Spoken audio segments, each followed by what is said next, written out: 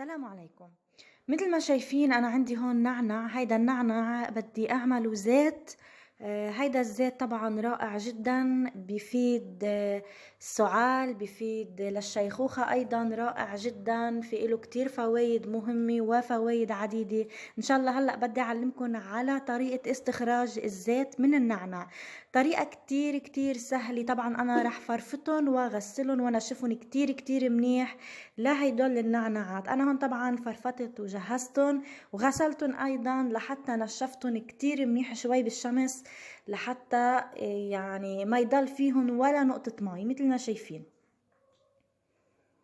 طبعا انا هون بحاجه لمرطبان بهيدا الشكل. طبعا انا هدول المرطبانات ما بكبهم ابدا، بجيب فيهم اوقات فطر او هيك قصص، فبحتفظ فيهم لاشتغل فيهم. انا هون عندي خل التفاح. خل التفاح كتير مفيد لحتى نعمل الزيت. طبعا هيدا الخل بفيد انه الزيت طول عمره. بتقدروا تعملوهم من غير خل التفاح، ولكن انا بفضل خل التفاح لحتى الزيت يطول. انا هون تقريبا حطيت 3 معالق كبار من خل التفاح. رح ضيفلن هلا النعناع بهيدي الطريقه، رح ننزلهم طبعا لجوا. انا هون عم بعملكم نموذج صغير كتير، بتقدروا طبعا انتو تعملوا كميات قد ما بدكم، كميات كتير كبيره وحسب ما بدكم مثل ما شايفين. هلا انا طبعا بعد ما دخلتهم بقلب المرطبان بدي اضيف عليهم زيت دوار الشمس، او بتقدروا تحطوا عليهم زيت زيتون، طبعا حسب ما انتم بتحبوا.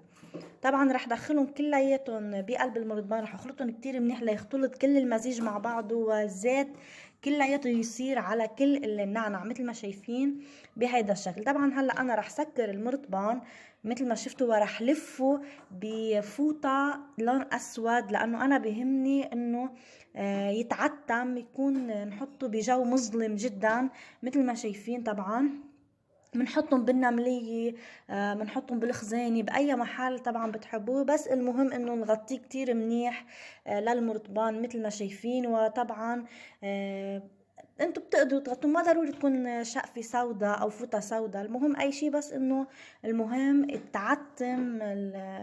يعتم يعني على النعناع مثل ما شايفين بهيدا الشكل. طبعا انا رح غيب عنكم اسبوع، ورح طبعا رح فرجيكم النتيجة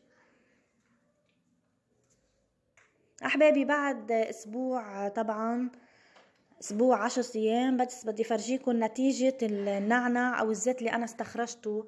هيدا الزيت بذكر انه رائع ومفيد جدا للبشرة، للشيخوخة، للسعال، للالتهابات الصدرية، اللي عنده رشح، الانفلونزا.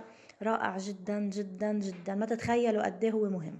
طبعا ما تنسوا اشتراك بالقناة ليوصلكم مني كل شي جديد بتفعيل الجرس الأحمر، وطبعا قبل كبس كلمة اشتراك أسفل الفيديو. لاحظوا الزيت هيدا اللي نزل تغير طبعا لون الزيت اللي حطيته أنا. وطبعا نزلنا هلأ زيت يلي هو زيت النعناع. طريقة كتير سهلة، شفتوا طريقته كتير كتير سهلة، بس نسمع بزيت النعنع وانه بنقول انه شو زيت نعنع، طبعا اكيد صعب استخراجه. طبعا رح اعلمكم باذن الله زيوت كتير عديدة، رح تستغربوا كيف طريقة استخراجها بالبيت. طريقتها طبعا كتير سهلة، بس بدي اقول شيء انه في ناس طبعا بتستخرج زيت النعنع بطريقة تانية بواسطة البخار، بتغليهم على النار، بيحطوهم بالمرطبان وبلشوا غلي، بيحطوا مي بقلب طنجرة وبيحطوا المرطبان وبيغلوا المي، والمرطبان بيكون بالطنجرة. فأنا يعني عم أقدم لكم طرق أسهل. مثل ما شفتوا زيت النعناع هيدا هو طبعا بذكر زيت رائع جدا، بتقدروا تستخدموه لكتير، ومن القصص اللي بتقدروا طبعا تستخدموها بالبيت واهم شيء للشيخوخة، للصبايا، للسيدات، حتى الرجال بيقدروا يستخدموه. هلا هون حنحط شوي على ايدي، حتى ريحته بتعقد، ريحته بتجنن. لاحظوا هاللون الحلو اللي اعطانا اياه، جاي على لون خضار. برجع بذكركم ما تنسوا لايك وما تنسوا اشتراك. الى اللقاء.